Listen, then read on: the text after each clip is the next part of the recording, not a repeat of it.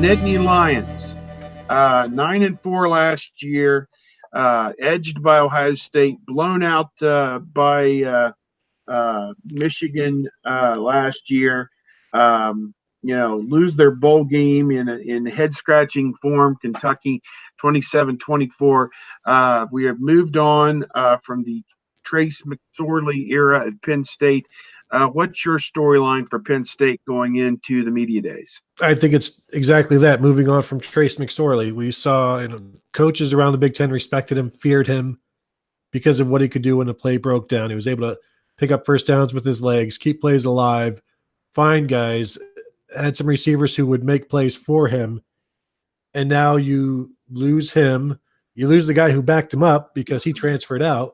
And so you're left with Sean Clifford, who is like a redshirt freshman or a redshirt sophomore, who I think through completed 5 of 7 passes last year. And sure, we see new quarterbacks every year, in college football, and they step in and they do just fine.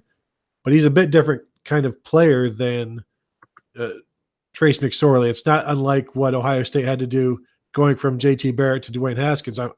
I think Dwayne Haskins is probably a little bit better than what Penn State's going to have this year.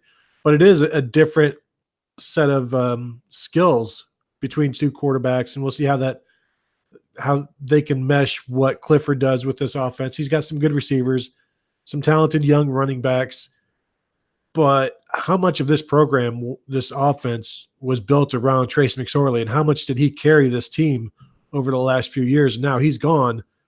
Who carries them now? Very good point there. I'm going to skip on to Michigan State, and you can feel free to jump in on Michigan State if you want, but they were abysmal last year at the end of the season offensively. Let's just read it here.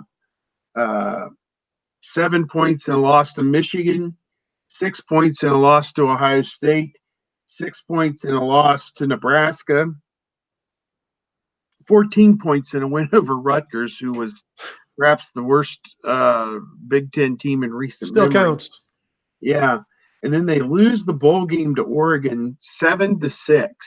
They scored 6 points in 3 of their last 4 games and also had a 7 in there as well.